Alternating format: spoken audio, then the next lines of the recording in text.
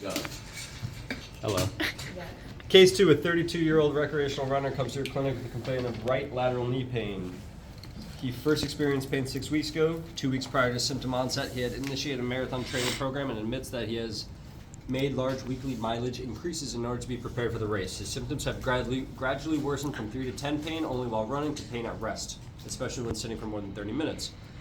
He's no longer able to run downhill due to immediate increase in pain and claims that descending stairs also brings on this immediate pain. The patient's prior medical history is otherwise unremarkable. His goal is to return to training for the upcoming marathon. Very good. Okay. Based on that well-read synopsis, what is the patient's diagnosis? We said it was the ITB syndrome. IT band syndrome. Very good. What aspects of this person's lifestyle would cause this injury? So Kat? we said it's due to his increasing training distance prematurely, meaning he ran too much miles in a too short amount of time, and downhill running. Downhill running, premature increase in mileage. Which, if you work in a clinic that's anywhere, pre-marathon, you will see a big amount of patients coming your way. Yes, sir. On average, what is the weekly mileage where injuries typically take place? How many miles per week? How many miles per week? Excellent. I would say 17.5. 20. Ooh, less. No, 40. 40 is the average miles, and that's why I never get injured from running. At 40, typically, 80% of runners will come down with some sort of injury. Wow. The signals? Yeah. That's interesting. All right. Explain to your audience what anatomically is causing his symptoms. Say it loud. So we said it's due to the distal ITB sliding and or compressing on the lateral femoral. Show us on the on Frankie the Butcher. So you're saying at 30 degrees of knee flexion, right? 30 degrees of knee flexion, the distal IT band pops right over the lateral condyle of the femur, right? At 30 degrees. Wait, this one. At 30 degrees of knee flexion. Take this one. At 30 degrees of knee flexion, the IT band pops right over that lateral condyle. It's at 30 degrees, which is the worst. Either it gets compressed at 30 degrees, or it's forced to move over bone at 30 degrees, causing pain. What is that area known as, Kat? The impingement zone. Very good. Excellent. All right. What are some typical demographics for this diagnosis?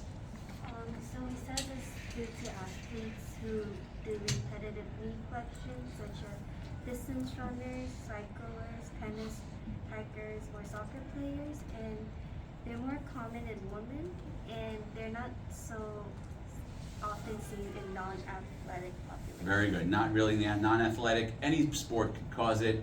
Slightly more prominent in women than men. Which of the patient's activities or extrinsic factors contribute to your suspicion of the diagnosis? So he has a lot, but it's due to his increasing training distance. Okay. His downhill running. Downhill running. His walking down the stairs. Down the stair. Yep. For a long sitting, which is more than 30 minutes. Yep. He runs on one track in one direction since he's a marathon runner. So running in one direction for a long period of time, but it's the same pressure on the same area. Okay. And now he has pain at rest, which means it's progressively getting worse. Oh, very good, Kat. Very good. Assessment. Show us exactly how you would palpate the distal IT band or Gertie's tubercle area. Thank you, Christy. Yep. So it's oh, you don't have to take that. Yeah, you stay right there. So it would be like right here. Right here. You follow the IT band down until you find the first bony mark and just touch it. That's all right. Yeah, and best if the patient is lying supine. Yeah. But that's exactly where it is. Okay. That's Gertie's tubercle. What muscles are weak when you manual muscle testing? Again, we're expecting you to know how to manual muscle test this. Please prepare that for the practical. Yes. what muscles are weak when you perform your manual muscle testing? So we got TFL, glute med. Give me a range of motion. Oh, and hip abductors for that one. Abductors and And then we got hip flexors. flexors. Abduction and flexion is weak. Very good. You perform an active strength testing. What will you see and what is it called? So we will see a miserable alignment. Malalignment. Malalignment. What does a stand up on one foot and show us a miserable malalignment looks like, sir? Yeah. For the camera, not for me.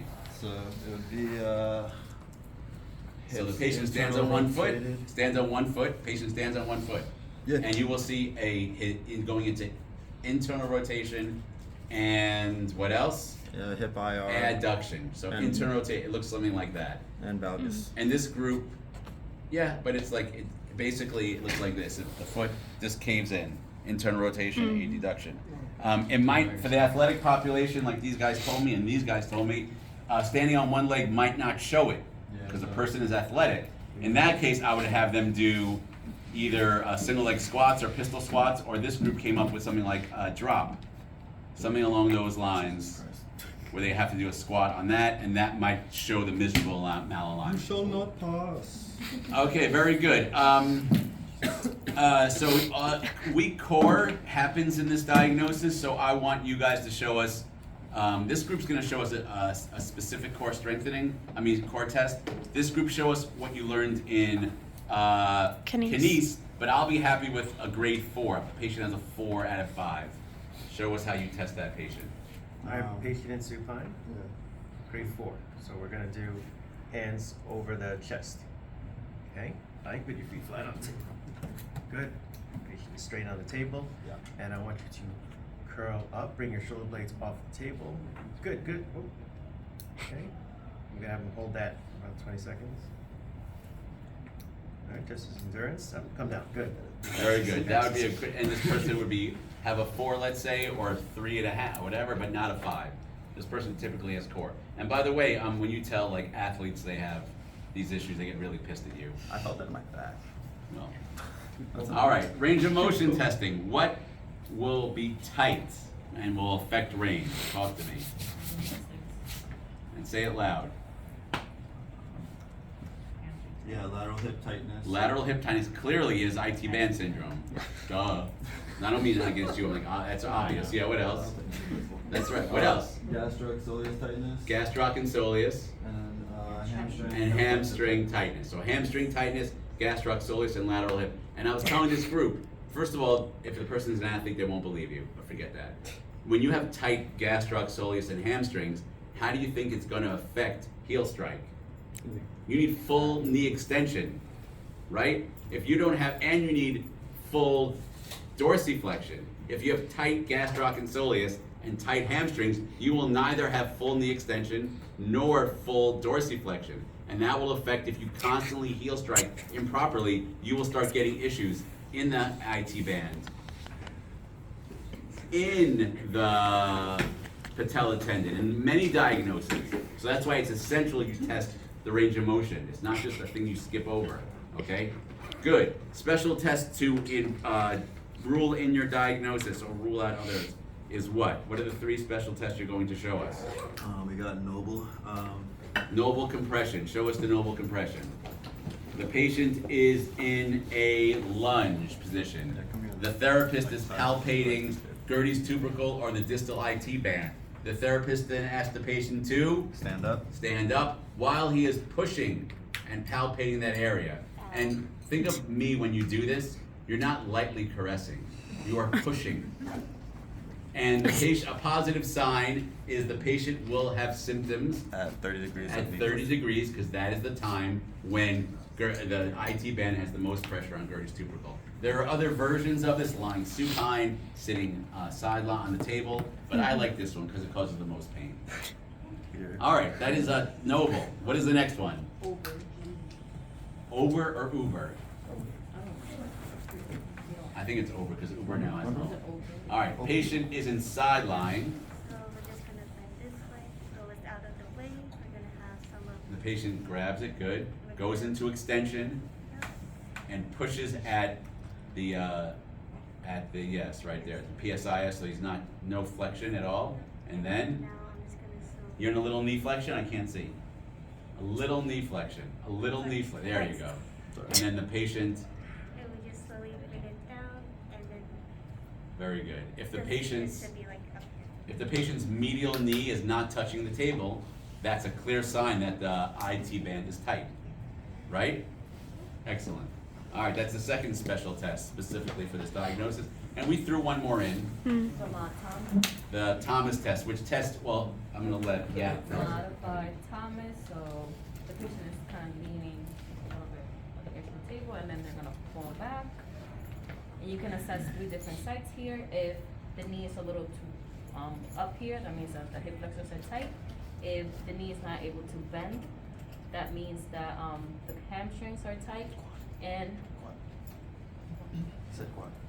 oh, The quad. knee can't touch I the mean, quads. the quads are tight, and if the knee cannot touch, the quads are tight. Yeah, so if the hamstring doesn't touch the Yeah. table, that's a sign of hip flexor tightness. Yes. If the knee cannot flex to 90 degrees, if it's Quad tightness. stuck in, what is it? 90 or above. 90 or above 90 degrees of flexion. And No, then- if it cannot flex to 90 degrees and stuck in extension, right? Mhm. Then that's a sign of Quad quad Quad tightness. tightness. But in this case, we're looking for something specific. AB We're looking for lateral sailing or Oh, yeah. lateral movement of the affected extremity, which is a sign of tightness of IT band. Very good. Red flag. What are some causes of them leg cramps? We have dehydration, arterial occlusion from peripheral venous disease, neurogenic claudication from lumbar spinal stenosis, neuropathy, some medications like diuretics, statins, beta blockers, metabolic disturbances, nutritional deficiency, hemophilia, sickle cell anemia, and anterior compartment syndrome, and risk for higher to older adults, athletes, and pregnant women. So basically, a person, you see a diagnosis for IT band, ask a couple of questions. Don't just say, all right, it's IT band, let's go, we'll treat it. No, find out. When does it hurt? Well, it only hurts after a long run. I don't think I drink enough. Oh, things like that. Look up. We are not gonna be experts at everything. We're not. But we are experts at knowing what is not normal. I've seen enough IT bands to know that something doesn't fit. In that case, you say, I don't know what this is, but this is not IT band syndrome. That's okay to say. I definitely don't know what everything is, but I know what things aren't. That make sense? Okay, now we're up to strengthening. Let's start, we wanna see a progression of stretching first, sorry. We wanna see a progression of hamstring stretch, then I wanna see a progression of gastroc soleus stretch, and then I wanna see a progression of, we'll start with those, okay? So let me see a progression of hamstring stretching. First easier, then harder.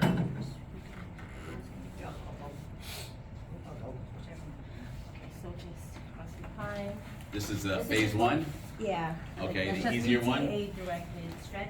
Oh, you wanna do that first? And then. Okay, just PTA directed stretch. So stretch my seat right, keeping it straight. All right, that's a PTA directed stretch for the hamstrings, very good. Now, For gastrocs, what we're doing is this. that's what, wait, then you can't see, do it on the other leg so we can see. Are we moving, are we moving? Elena's so lazy, she won't even get up. Wow. See that? All right, now she's, I'm kidding, I'm kidding. I'm joking. Yes, that's for the gastroc and to make it soleus. And for the soleus, just, No, a little bending. I thought we Not were gonna like- do a 99. Okay, this A is good. little bit of bending. If you This is bend good? too much, you're gonna feel zero stretch at all times. Okay, so this is good, right here. Like 10 to 20 degrees at most. Okay. Okay, that's gastroc soleus. Uh-huh. And now, how would you do a manual technique to the IT band? Okay, so just face the sideline. It's basically The the same thing as over the over test. test. Slide. That, and you push down, and you can, now you're pushing, not just like gravity doing the work, you're pushing. That That's it. stretch there, Right good. here. How would you teach the patient a self-directed stretch for the hamstrings? An easy one, then a hard one, please. A hamstring. When I say easy, I mean early treatment and later. Either you could use a strap or you can use a belt. Like at home, if you don't have this, you just tell them to get up. Okay, that's the easier one. Easier. And what's a more difficult one? And have For the them- hamstrings? For the hamstrings, we have them stand and we do this.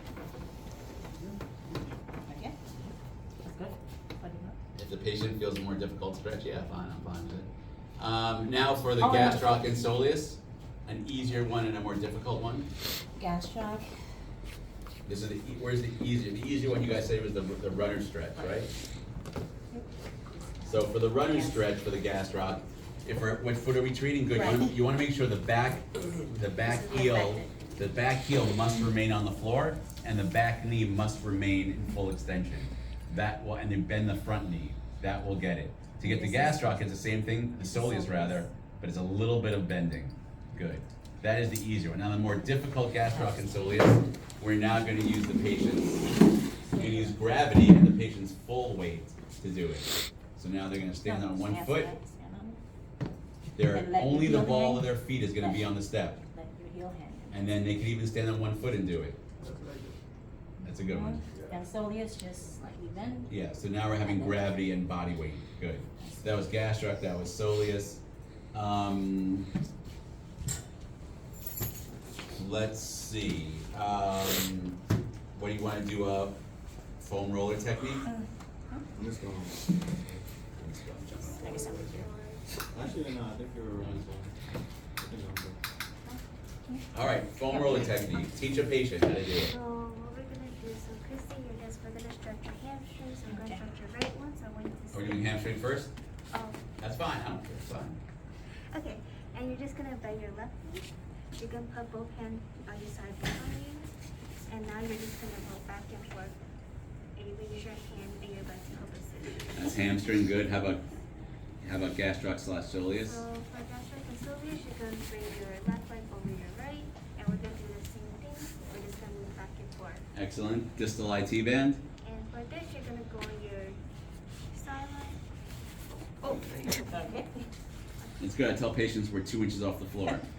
What's gonna happen? You don't do it on a table. And you're only gonna roll on your. Yes, you see that she's doing a small area. She's not doing any bony prominence. That's not safe or it's painful. How long is she doing these stretches for? 30 seconds. 2 minutes? 2 minutes, 30 seconds. It's painful. We don't, they walk out in pain. Otherwise you didn't do your job. Yes. I like 2-minute bouts. Small amounts. Very good. So that was those. Any questions on how to stretch the areas? How to strengthen the areas? Oh, one thing. How do we do a self stretch besides that to the lateral side? Oh. No, this one. Look, cross leg. This is stretch. the effective. So we're doing which leg? That's the right, right? So we're working on the right leg. Yes. Yeah. So the leg you're stretching is in the back, and then you go to the opposite side. So if you're doing the right leg, left leg goes over the right, and you're leaning to the left, and you should feel the stretch all across. You feel it, Georgie, over there? He's like, yeah. Everyone should try it. It's so much fun. Oh, yeah. There you go. Yeah, you're going. Yeah, if you're stretching in that case, your right leg. You feel on the right. Oh my All God. right. All right. Very good. Now strengthening. You stretch the IT band. Strengthening. It has to be straight, leg straight. Leg straight, but it's stretching the whole lateral side. We have open chain, I want. hip, hip flexion, hip abduction. So bend your knee at the bottom here. Keep it on the table. And then. Bad slide patient. Back, hip a little bit forward, good. And then up, down, pieces of 10. So that's abduction. Very good. Mm-hmm. And we're gonna do. Do you want a high- different option? Because this was already used though. No, it's fine. This is perfect. I like it. And now, how about Get up. hip flexion? We're gonna do high knee marches, so keep your hands inside and then bring them up here. Yeah, one and then alternating, the other one basically alternating, making sure the hips are level. Okay, very good. And how about core exercise? For core, we're gonna do, This is the early phase, so it's something easier, right? yeah, this is gonna be a plank on the forearms and on the toes. Which is a little too tall. Plank. jeez. All right, we'll buy the plank. You want to show us a cross friction technique? So we're gonna find Do it. Yes, the Mhm. Of course, the patient's Well, wearing I mean- shorts, right? the IT band. Or pants that could be pulled up. We're gonna find the IT band, and then we're gonna go So the fibers go caudal to cephalic. Oh, that one's prominent. So we're gonna do medial lateral. I don't know, the other way. Cross friction means that, right? There's some research now that's saying that cross. The idea is you do the friction, it everywhere. creates blood flow, It's everywhere. it creates healing. Some Ding, research ding, is ding, ding, why- ding, ding, ding, ding. Feels good. All right, very good. Now. Yeah, you built broken. You showed us those. Now, we're up to phase, we showed you the easier and the more difficult stretching. Now we're up to phase 2. I wanna see some closed chain eccentric strengthening, all right? So, Of the hip abductors. you're doing the modified matrix. Or We could all do the modified matrix. So let's do the modified matrix all do together. it together. Everyone stand up. Everyone but Gus stand up. I'll stand up. Let's all face the same direction because this is a clock thing, okay? We're gonna put the leg that we're treating at 12 o'clock. So if that's a clock, right, 12 o'clock is straight ahead, right? Then we're gonna put the other foot at 3 o'clock. But it's not on the same plane.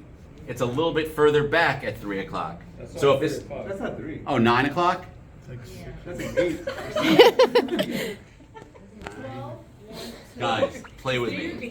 So this will be 9 o'clock. We'll make it 9 o'clock, okay? So I'm treating the 12 o'clock foot, right? I then take the foot we have to face the same direction because your 12 o'clock is not my 12 o'clock. Do you see that? Are we good? Yes. Right? We're good? Good. Now I'm taking my hand of 12 o'clock like this, and I am touching the 9 o'clock or 3 o'clock. I don't care what time it is. I'm touching like this. But look what's happening to my abductors on the 12 o'clock side. They are coming out. They are eccentrically working. Ooh. And you should feel it in your AB, except this kid you do martial arts, you're so uncoordinated. I know, I know, because I can move better on the floor. You see that? You should feel it in your 12 o'clock abductors. So you're actually doing a side lunge if you think about it. It's just a way to explain it. So that is eccentrics of the 12 o'clock. So all I had to hear was the side lunge, and that made it all. yes, it's basically a side. It also works, I guess if you're doing your left foot, it's 12-3. Your right foot is 12-9. You get what I'm saying? Good. The next one is the wall bangers. This is also eccentrics. So you are standing in a squat position. Your feet are a little bit more than shoulder width apart. You're going into a partial squat and you're twisting like a side lunge. Slowly, go a little deeper, go a little, and now slowly, no, look, do you mind? No. Go. You're twisting your body to touch, but you're a little bit too far, go a little closer. Good. Go into a squat and twist to bang the wall. And you should feel it, in this case, the right abductors. Like this and turn. Again, it's a side lunge.